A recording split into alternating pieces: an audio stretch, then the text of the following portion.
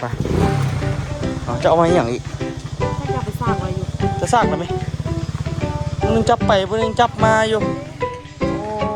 โอ้วงอ่านนี่มันต้องวางแผนดีๆแหละต้องเอาข้อมูลอย่างมาแต้มดีๆค่อยว่าทั้งลุ่มนี่ขั้นบ่ถมจะมืดขนาดจักเสียจังไรสินะหรือว่าถมเห็นถมมันซ้ำเก่าตัวนี้บอกหรือว่าสิถมให้มันสูงเกือบฮอดไทยแล้วก็เลาะเก็บตามมันจะได้อีกโทษครับเราขาดมันกันเป็นมักหินเนาะจะเป็นแบบว่ามักหินทั้งขาดมันสไลด์ลงมานำเห็นบ่สบายดีตอนแรงนะทุกคนเนาะมื้อนี้บ่ได้ไปเฮ็ดหยังเลยฮ้อนโพดฮ้อนแท้ฮ้อนว่าพ่อแม่พี่น้องเอ้ยหน่อยก็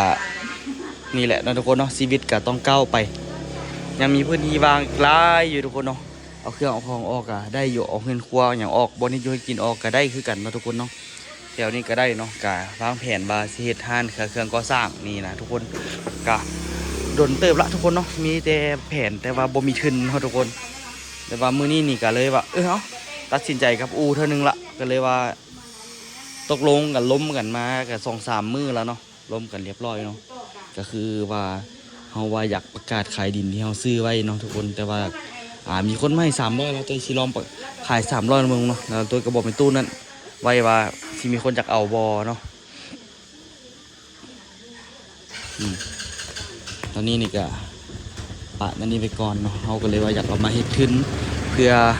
เป็นห้านพัสดุก่อสร้างเนาะแล้วก็มีเลย FC ฟังไทยเพิ่นแนะนำมาดีก็ทุกคนที่เพิ่นแนะนำมาเนาะเดี๋ยวให้อุคำมาเว้าสู่ฟังนะทุกคนให้อุคำเคลียร์ขายเครื่องขายของก่อนฮ้อนโพดทุกคนคันบ่แรงนะนี่ออกแบบเสพบ่ได้เลยตอนนี้แดดเริ่มอ่อนละตอนแรงๆอันนี้จนเกือบตายทุกคนในตะเวนก็สิตกดินละเฮ็ดหยังก็บ่ได้ออกไปใส่ก็บ่ได้อยู่แต่ห่มเนาะอยู่แต่ห่มอยู่แต่เฮือนก็ขายเครื่องขายของอยู่นี่แหละก็พอได้ขายไปเนาะมืดพากันนั่งเฝ้าอยู่นี่นอนก็นอนบ่ได้แอร์ก็บ่มีในห้องหันฮ้อนแท้ฮ้อนว่าทุกคนเงินที่ซื้อแอร์ก็ยังบ่มีเดี๋ยวนี้ ทุกแหงเนาะก็เลยว่าเปลี่ยนทรัพย์สินให้เป็นเงินเนาะทุกคนเนาะเดี๋ยวคำใจแล้วก่อนไปจะเอามาอย่างอีกให้จะไปสร้างอะไรอยู่จะซากแล้วไหมมึงจับไปมึงจับมาอยู่โอ้วงอ่านนี่เดี๋ยวไปก็ใช้อุคำมาอธิบายให้ฟังอีกเนาะเบิ่งเขาขายมีขายอย่างโอ้ได้ขายดีทุกคนเลยแต่ละมือแต่ละเว้นก็ขายแต่นั่นนี่แหละมือแต่ว่าเฮ็ดกันซาดนี่ดีแท้ดีว่ะมันบ่ได้ตายเลยจักลมจักหยังเต็มอันเนี้ยคันว่าเฮ็ดอันนี้ประมาณเม็ดหนึ่งเนาะคันประมาณ1.5 คือสิโซนนะก็จะเป็นบ่อนเมียนปูนเมียนเด้อละส่วนไหนนี่นะส่วนข้างนี่เหรอในค่อยอดอีหยังอันเฮ็ดนี้เฮ็ดเราเด้อวะจอดลมกันไปข่อยเนาะเมื่อคืนนี่ข่อยนอนบ่หลับย้อนข่อยคิดเรื่องนี้แหละนำน่ะข่อยสิเล่าให้ฟัง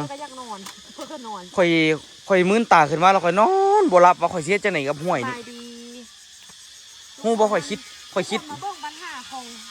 องดินน้องอู้เด้อคือสิเล่าให้ฟัง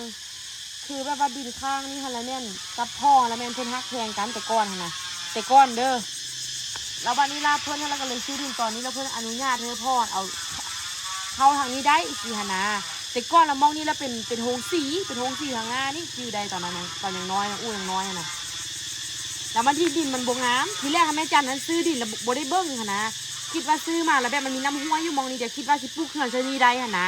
แล้ววันนี้ซื้อที่เขาเอาเยอะเท่านี้แล้ววันนี้มาเบิ่งแล้วปลูกเขื่อนบ่ได้พอปลูกเขื่อนอยู่ห้องน้ำมาดิบ่อนห้องน้ำมาเลยตะกี้นะแล้ววันนี้เราปลูกเขื่อนบ่ได้แล้วก็เลยไปซื้อฟากนั้นละยาวไปพุ่นเลยแล้วไปปลูกเขื่อนฟากนั้นดีแต่ตัดสินใจซื้อทางนั้นข่อยเว้าแท้เด้คันบ่ตัดสินใจคันพ่อบ่มีเงินคันบ่ตัดสินใจซื้อนี่คือสิเอาเนาะในเดียวเนี่ยแล้วบ้านนี้ล่ะบ้านนี้คันเฮาสิเฮ็ดนั้นเอาท่อนี่มันมีท่อเนี่ยตัวนึงมีท่อน้ำดีเจ้านี่วางฟังแผนพอกันไหมข่อยนั่งคิดนอนคิดอ่ะข่อยเจ้าฮู้ว่าข่อยคิดจังได๋แผนของข่อยก็คือ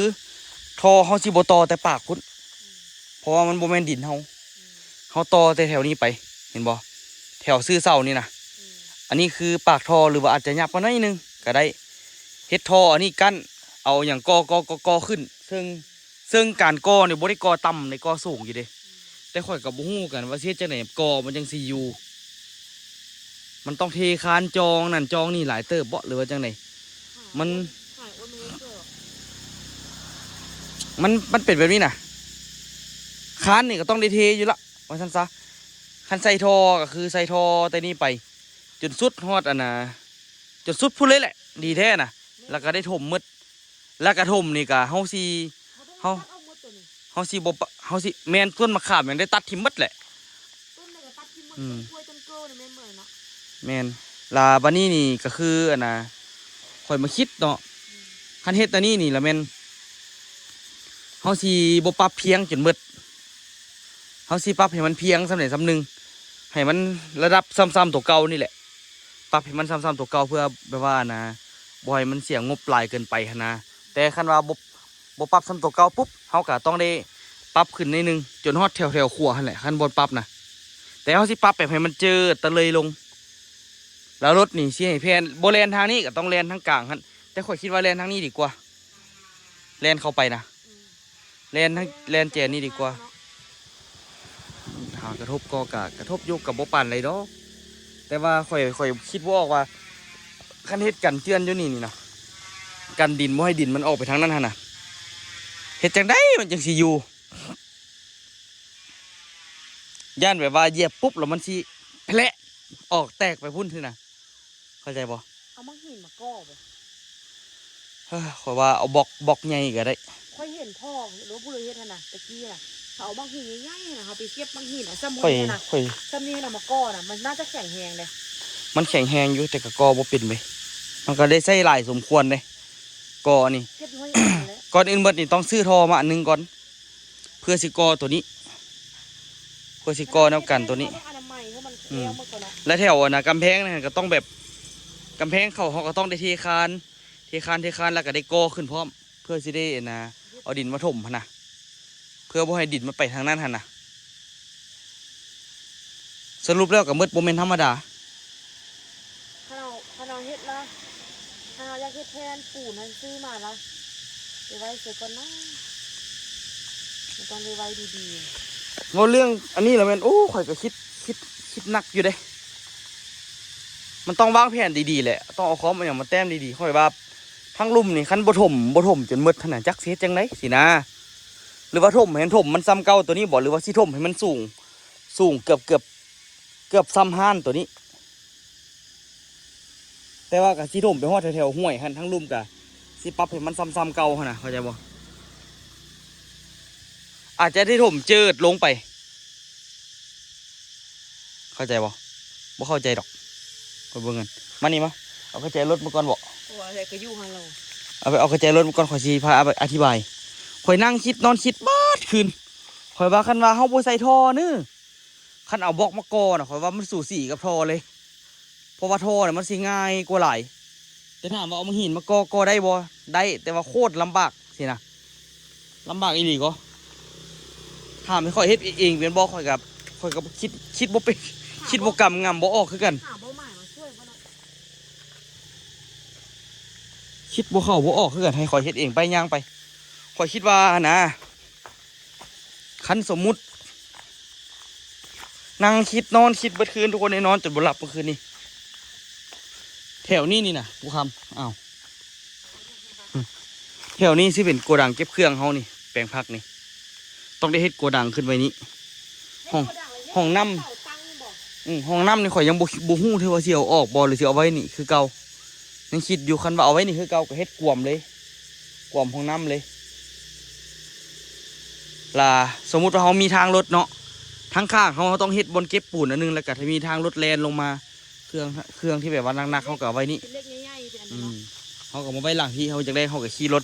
ถอยมาเอา แต่ว่าข่อยก็คิดอยู่ว่าเสียทางข้างนี่หรือเสียทางยี่แจนั่นอันนี้ก็ไว้น้ำหลังเนาะแต่ว่าความคิดนี่นะความคิดข่อยก็คือ ดินนี่ให้มันเพียงบนนี่บนทางซื้อนี่เลยซื้อเสาตัวทางเข้ามานี่นะหรือบอกให้มันซ้ำๆกับเครื่องทางตัวนี้ ห็นมาท่อนี่นะคณะถมห้วยแล้วค่ะเอาท่อมาวางเลยต้องท่อใหญ่ๆหรือท่อนี่น้อย ท่อบ่ใหญ่ไหลก็ได้ท่อร้อยก็ได้เพราะว่าน้ำนี่มันสิมาเจ้าคิดเบิ่งปีนึงมันมาดำเถื่อแล้วเป็นน้ำที่แบบว่าน้ำมาถึงภูซื่อๆท่อร้อยก็ได้ละข่อยว่าได้แล้ววันนี้นี่ขั้นสมมุติว่าเฮาก่อขึ้นไปนะมันต้องแบบเทต้องแบบถมดินแบบซัดลงเข้าใจบ่ซัดลงเพื่อให้ได้ความเอียงนี่เพื่อบ่ให้แบบว่าอยู่บนนี้สูงแล้วมาคึกลงบนนี้ไปเดียวนะเพราะว่าเฮือนอยู่นี่มันต่ำอยู่แล้วเฮาเสียดสูงเหมือนกันบ่ได้เฮาต้องเฮ็ดแบบสั่นลงแต่ว่าจุดที่เฮาเสียดห้านเฮาก็ได้ก่อขึ้นแบบนี้อยู่ดีแล้วก็ได้ถมแต่ห้านนะแต่หลักๆนี่ก็เว้าเรื่องห้วยนี่ก่อนบ่ฮู้สิเฮ็ดจังได๋แต่ว่ามันก็บ่มีทุนมีฮอนอีหยังเดี๋ยวนี้ถึงขั้นแบบว่าขายดินมานี่แกพอข่อยว่าถึงว่าสิใช้งบน่ะบ่เกิน100ดอกไปบ่เกิน100 ล้านซื้อท่อนี่ข่อยไล่มาเบิ่งละไล่ประมาณนั่นน่ะ20 ปลายล้านท่อนะ อันนี้คือมาซื้อเครื่องเข้าห้านก็จะอีก ก็จำเป็นแล้วข่อยว่าคันว่าสิเฮ็ดเด้คันว่าได้เงินขายดินเด้ ที่บ้านนั้นคันเท้าเฮ็ดได้อะนะเขาถมมาในแล้วอะนะเฮาเฮ็ดปุ๊กตูบน้อยๆเสิร์ฟใบปูนก่อนแล้วเฮาเอา โอ้ ปูน ปูนนี่จะว่าตูบน้อยๆเด้มันต้องเฮ็ดดีๆเพราะว่าคันว่าเฮ็ดบ่ดีเฮ็ดบ่ดีปุ๊บนี่มันสิปูนเฮาสิเสียมันต้องเฮ็ดแบบว่าเฮ็ดดีๆเลยถึงขั้นดีบ่ดีก็บ่ให้มีฝนมีให้มีหยังเข้ามาได้นั่นแหละมีแต่เฮ็ดเป็นห้องบ่ไว้แล้วก็ที่จริงเว้าเรื่องเล็กนี่คันว่าเฮาถมบ่นั่นน่ะข่อยก็อยากเฮ็ดอีกห้องนึงอยู่ทางแจ่นอกๆข้างๆพี่เลยตัวนั้นก็ไว้ขายเครื่องก็ยามมันสิน่ะปุ๊กนี่ก็อีกบ่ธรรมดาอีกนี่แต่ถึงแบบว่าเฮาบ่ว่าสิใช้ประโยชน์ตัวนี้ก็ใช้ได้อยู่แต่ว่าเงินปูนนี่เอาไปแบบชั่วคราวคันมีเงินต่อหน้านี่ก็จึงว่าเฮ็ดคือข่อยเว้านี่แต่ว่าเงินปูนนี่ต้องมีสร้างเก็บเครื่องนี่ก็บ่ถึงขนาดนั้นเด้อดอกหลักๆนี่ต้องเฮ็ดเงินปูนแล้วก็ต้องเฮ็ดห้วยนี่ให้มันแล้ว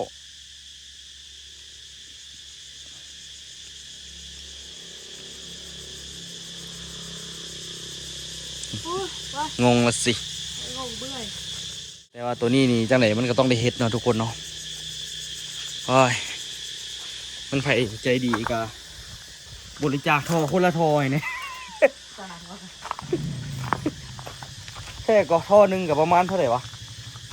ประมาณท่อละ200,000 300,000นี่แหละทุกคนเพราะเรื่องดินนี่เขาก็ซื้อนี่เนาะแต่ผู้ใดช่วยก็ดี ช่วยผู้ละทอนี่ผู้ใดFCเขานี่คักได้นี่ฮะปิดดูบ่ได้ยินไม่จัดเว้าหยัง ไหน ห้ามโอเค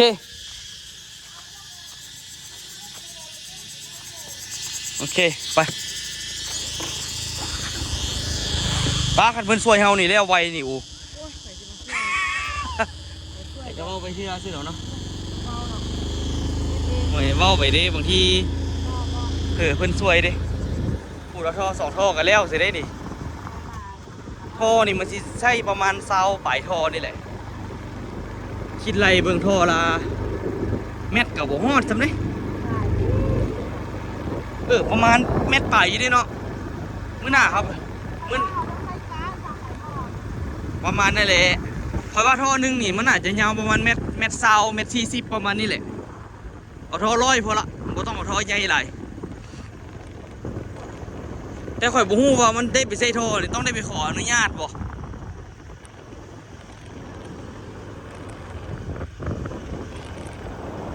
หนักหน่วงเนาะทุกคนเนาะแต่ตอนนี้นี่ก็เลยสิขายที่เนาะสิขายที่เพื่อมาเฮ็ดตัวนี้แล้วก็เฮ็ดห้านขายวัสดุก่อสร้าง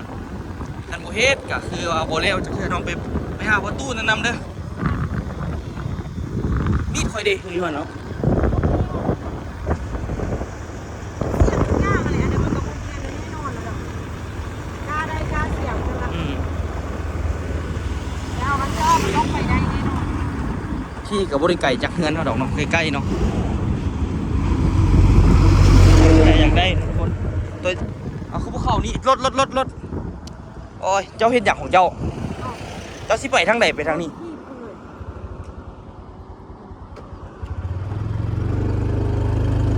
ประตูนี่ก็บ่อยู่เว้ย ผู้ญาติเราง่วงแล้วง่วง บ่แม่นอย่าบอกยาข่อยว่าคันมีคนมาถามเว้าขายเพื่อซิแน่สินะมันผู้ใดอยากได้หั่นน่ะ โอละต่อไฟ แม่นเพิ่นต่อไฟไป เดี๋ยวตัวสิมานะเสียหญ้าบ่ทางหน้าอีกหน่อยนึง เผมเดียวประตูอันนี้มันอยากได้ เราบ่อยากได้ดอก เอาบ่ได้อะไรไอ้พูดมันหลังเงี้ยเพื่อให้ทานขายเครื่องนี่เราก็ได้ เราบ่อยู่เฮือนนี่นี่มึงนี่ เราไปขายนะ ใครอ่ะ อันนั้นก็ดินเราอ่ะ ดินเราดินเรายาวไปข้างหลังพุ่น ไม่หรอก แต่เราสิเฮ็ดกันเจือนอยู่บ่แม่นเราสิเฮ็ดแล้ววัดนี้ ได้ดินเฮา นี่เลยดินเฮาจะว่า66โอ้เสียหญ้าบ่ร่อนที่บ่มื้อหน้าเอาจักตัดมาเฮ็ดดีกว่าว่ะว่าสิตัดหญ้าแล้วสิติดป้ายขายบ่แม่นเราเฮ็ดกันเจือนแล้วว่ะเฮ็ดจังได๋ก็ต้องได้ใช้เงินทุกคนเอ้ยตัวมาคิดมาง่ำแล้วว่าสิเปียห่วยสิเปียแซมาพอเปียมามันก็บ่ได้พอเท่าใดนะทุกคน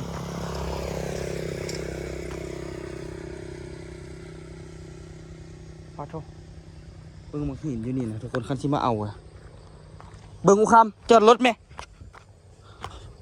คันว่าสิเอามักหินไปเฮ็ดอันน่ะเฮ็ดกันเจือนท่านน่ะก็ได้อยู่เด้ล่ะมักหินห้วยอ่ำนี่หลาย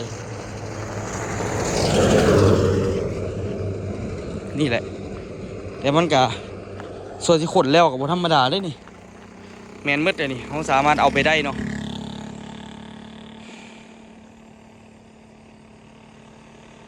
แต่ก็ยากเติบเด้อทุกคนเนาะที่เอาแบบเอาหินอันนี้ไปก่อนี่ถามว่าเอาไปได้บ่ไปลองลงไปเบิ่ง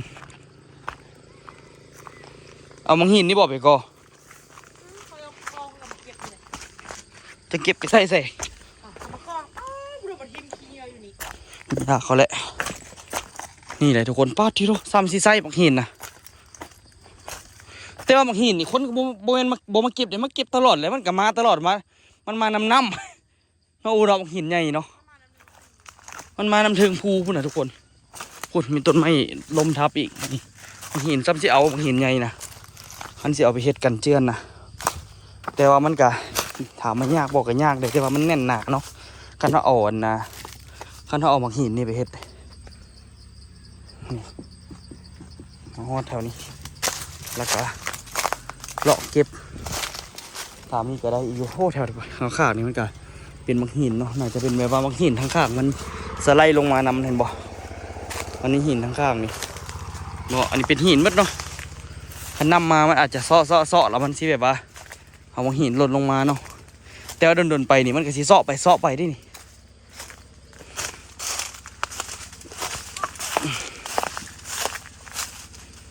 นี่ความทางหมดสมความ ใช่ป่ะ โอ้โหมีใครบอกแต่ว่ามีแม่มันแน่นอนยาถ้าบุกกวนมันดอกห่างน้อยๆหนึ่ง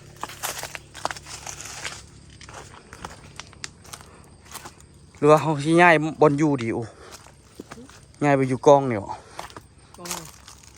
กองนี่แหละคอยเสื้อว่าต้องมีคนมาเสพยาอยู่นี่ นี่กอง ใส่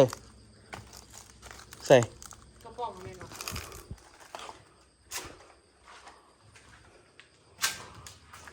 แต่ว่าเรามาอยู่นี่ก็คือสิบมีปานใดล่ะตะกี้อาจจะมีอยู่นี่พวกมังหินพวกนี้นี่สามารถเก็บไปได้เบิดเนาะ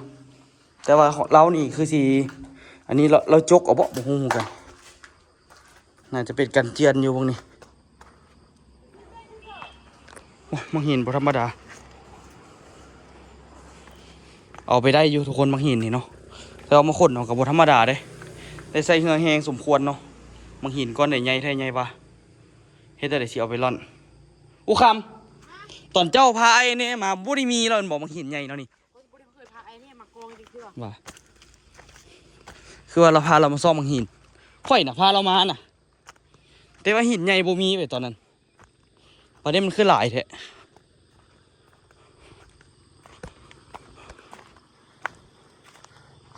ป้าเราสั่งหินสั่งทรายมันหลายแท้อะไรวะพวกเราสิเฮ็ดหยัง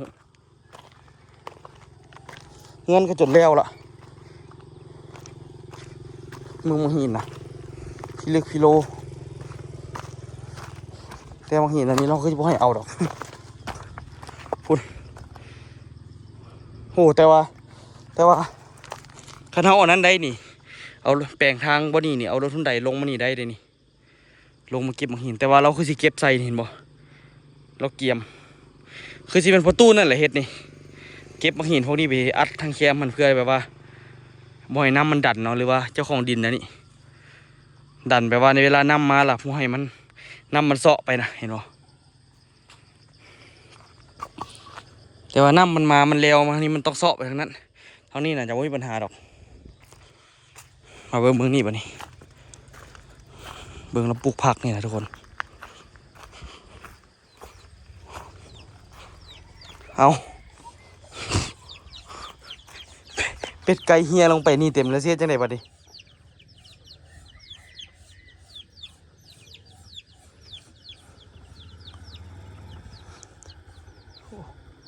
หมูคำเบิ่งเป็ดไก่หล่นลงไปนี่เต็มแล้วเสียจังไดบัดนี้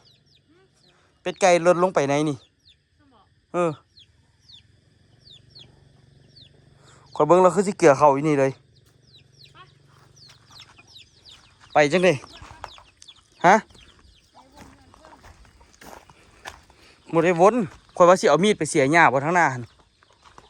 เพื่อสิติดฮะเพื่อสิติดป้ายให้คนมาซื้ออันนี้มันดินทั้งหมดทุกคนดินตัวหมดเลยนี่ตั้งแต่หลักฮอดหลักได้วะฮอดหลักได้วะ รักนี่เอง ฮะเอาหลักอยู่นี่ดิหลักอยู่นี่บ่เห็นเลยฮะไอ้สื่อตี้อันนั้นน่ะเดี๋ยวตัวไปเบิ่งทางโค้งนี่ก่อนว่าสิติดป้ายเดี๋ยวปานนั้นว่าสิเอามีดมาเสียมาตัดหญ้าล่ะว่าสิมาติดป้ายเมืองเราเก็บฟืนไว้หลายแท้หลายวะขยันแถวว่าประตูนี่ทางนี้นี่เพิ่นถมมาอีกเลยนี่ถมมาเพื่อได้ทีทางที่เพิ่มเนาะเบิ่งมันบอกแถวนี้แหละสิอันตรายเวลานำมาวนมานี่มันสิเลี้ยวมานี่แล้วมันสิมาเซาะแถวนี้แต่ว่าคันว่าปลูกกัน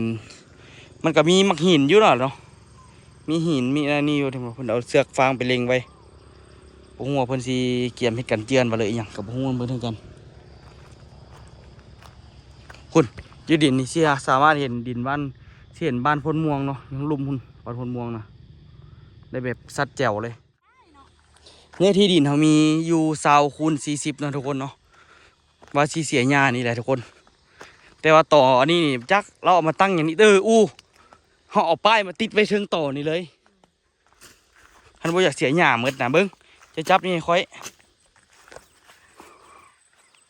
เด้มื้อหน้าคันเอามาน่ะเอาป้ายมาปักเชิงต่อนี่เลยขายดินตอนนี้แต่ว่าขั้นสิเฮ็ดนี่พระเจ้าเราเอาต่อมาที่ไม่หนีเขา เนาะก็ว่า จะถามว่าต่อที่จะไหนกับมันจะซื้อน้ำมันในไฟกันเอ้าสินภาระเขาทำแบบนี้วะดิที่มันโบเมนเวียกเขา เอาไปทิ่มลงห้วยกับบ่ โบยากคุณวะดิ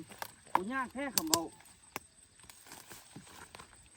จ่ายเงินเลี้ยวแล้วเดี๋ยวก็บ่ยากนะต้องไปจ่ายเงินนะเสียบปลักสิขายดินตอนนี้ว่าสิ ฝากไว้นี่เลยแล้วมื้อหน้าเขาเสี่ยวจ้างตันหญ้ามาตัดอีกจ้ะ ติดทางเลยทุกคน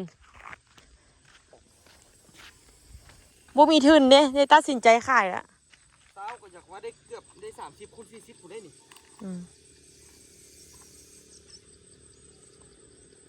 อันนี้ได้เพิ่มอีกประมาณ4 เมตรทางนั้นได้เพิ่มประมาณ10 เมตร เพิ่มไปสุกมาซื้อไป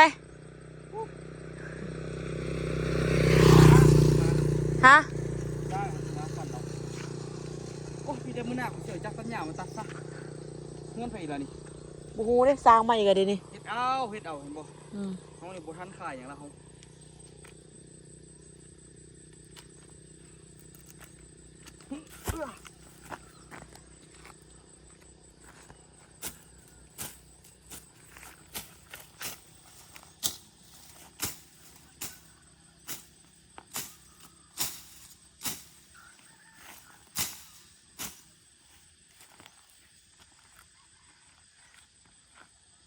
ปัดมาเบิ้งเท่นี่กว้าง เนาะ มาเบิ้งนี่เลย ตัวไปบอกแม่ไปบอกแม่ซุกมาซื้อเอาซะแล้วเขาก็เอาเงินไปเฮ็ดธุรกิจคันแม่บ่อยักเสียนะ บอกโอ้รักนั่นแหละ โอ้ก็ถือกว้างเลย โอ้รักนะ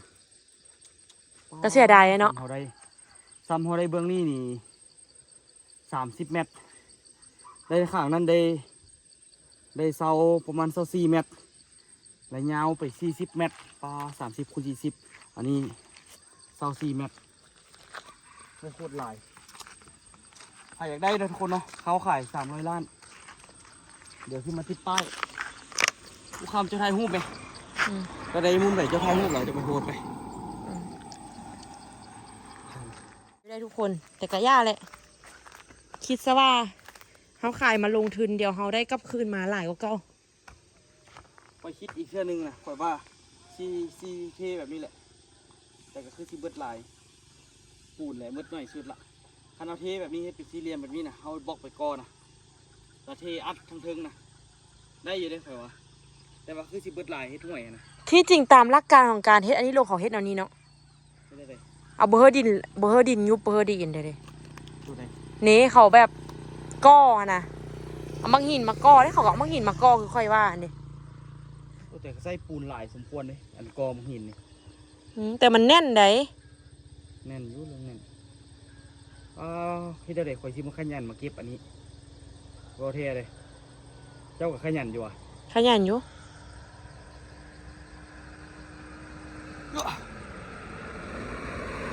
แล้วมาเก็บอีกกับสมควรนี่นี่บางหินก้อนไหนบักหน้าคือที่เดียวขึ้นมาเทละก้อนเทละก้อนเทละก้อนเท่านั้นเดี๋ยวเอารถไปจอดนี่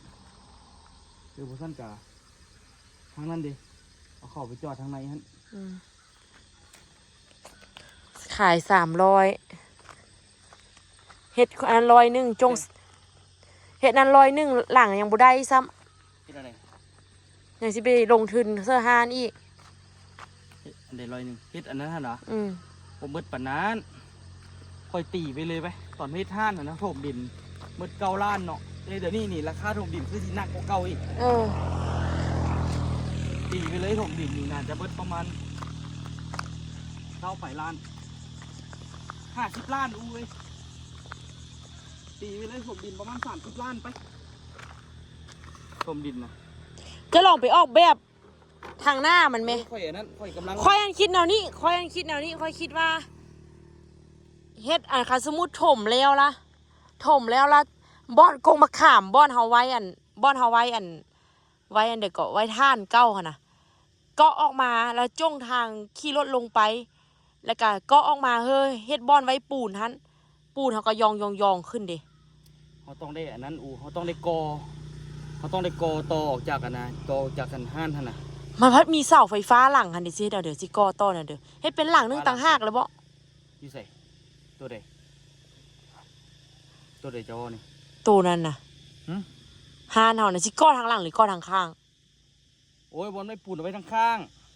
แต่อนาคตผุนข่อยว่าทางหลังฮะนะผมเป็นเดี๋ยวนี้เฮ็ดได้สิเอาเงินใส่มาเฮ็ดห้านั้นเฮ็ดแต่บอลไว้ปูนเหลือนั้นเอาไว้ลงทุนก่อสร้างมืดกับเฮ็ดอันน่ะห้วยนี่ตัวสำคัญแหละเพราะว่าโตหน้านี่อาจจะแบบบ่ได้เดินทางสะดวกปานนั้นหั่นน่ะ เอาบางเทื่อเขาเจ้าขายดินข้างๆหั่น ไม่ได้เขาขายดินเขาสิบ่มีทางเที่ยวเลย แม่นหลายๆคนบอกว่าคือบ่ซื้อประเด็นคือ เขาก็บ่ขายได้อีกอย่างเขาก็ขายแพง เขาว่านะเขาขายอยู่แต่เขาขายแพงเกิน โอเวอร์เกิน ขายแพงแท้แพงว่ะ คันอู้มีเงินซะมันอู้ว่าแท้อู้ไปอยู่เวียงจันทน์พุ่นดีกว่าซื้อดินอยู่เวียงจันทน์พุ่นดีกว่าได้ขาย3,000ได้อยู่เวียงจันทน์ยังบ่แพงหลายปานนั้น ว่าบอกแพง ดินอยู่ภูดอยมันขาย12 ล้านบาทกูละงึดค่อยคูณเบิ่งฮะยืนอยู่เวียงจันทน์ก็ยังบ่ฮอดเนาะเขามีเงิน12 ล้านบาทแน่งไปซื้อดินแล้วปลูกคลินิกเขาแม่ซุกหลังใหญ่ๆอยู่เวียงพุ่นเนาะ 2 ล้านบาทโคตรโหด อืม แต่ว่าอันน่ะคันว่าสิเฮ็ดอันน่ะอันเฮ็ดห้วยหั่นน่ะไปซื้อทอมาอันนึงก่อนไปซื้อทอมาอันนึงล่ะ จะไปเฮอบ่ไม้มาเบิ่งซวยเฮาบ่ว่าสิเฮ็ดแบบใดบ่ ก็ได้ อืม ข่อยว่าคันว่าสิเฮ็ดแล้วแม่นไปซื้อทอมาอันนึงก่อนแล้วข่อยมาเริ่มก่อ เริ่มมาคนอันน่ะหินอันนี้ไปกอขึ้นเท่านั้นกอขึ้นมันได้ระดับท่ามาไว้แต่เวลาเขาถมดินเขาก็บ่ต้องถมใกล้ประเดียวเขาต้องแบบว่าให้ถมออกไกลๆนิดนึงถมออกไกลๆนิดนึงไว้เพื่อแบบว่าบ่ให้มันดันนะแต่ว่าขั้นกอแล้วนี่ก็ข่อยก็บ่ฮู้ว่ามันสิอยู่บ่ได้ข่อยสำหรับข่อยเด้ข่อยรู้สึกว่ามันสิแตกหงายเนี่ย ต้องเฮ็ดหนาๆบ่ ฮะ เฮ็ดหนาๆบ่ หนาบ่หนาก็สุดแต่บางหินนั่นแหละ ต้องเฮ็ดกว้างๆหนาๆนะ อาจจะอยู่ดอก อ่ะจับไปเฮ้ยคิดก็อุกใจแล้วคนอื่นเขาคือเริ่มต้นอีหยังง่ายๆเลยว่าเฮาสองคนนี่คือยาก อุปสรรคหลายโพดมาอยู่นำไม่เท่ากับมูลบ่หลายไป มูลหลาย คือเขาใครแนวมูลหลายมาฮ มู อ ล ด หลายอยู่แต่ว่ามาลองงองแงงอะเดี๋ยว หลายเส มีข่อยมาแล้วมานอนท่าสินะมีอย่างจักกันนะ20 เฮกตาร์สินะ นั่งท่ากันจะกรีดสินะ ค่อยฮู้แล้วเอาเมียใหม่ไป เท่หวะเจ้าคือดีแท้ เอาซะ อีกผู้หนึงเนาะ เอาแล้วนี่ ยืนนำกันพร้อม มาครอบกูซักหัวสิยับเอามายืดเนียมเนี่ยเนียมตัวย่อยออกไหม มีเมียง หาว่าล่อเด้เลี้ยงเนียมมันเป็นยังกุมละ นี่สิบกุ้มเด้ โอ้ยค่อยอาหารเงินของค่อย อ้าวบ่ได้ว่าเจ้าบ่ได้หาเงินนะ ค่อยจะมีการเรียกเอาเนียมมาไว้ขาย เจ้าตัวเสนอข่อยเอง เอาเนี่ยว่าเอาอันมายุ่งไม่เท่าบุมีมูเนาะเขาบอกอยากได้อันนั้นเขาบอกมีแต่วิธีเดียวมีอะไร ไปละทุกคนไปเอาลูกทรายก่อนเนาะอยู่เงิน2 คูณพุ่นน่ะไปละเด้อ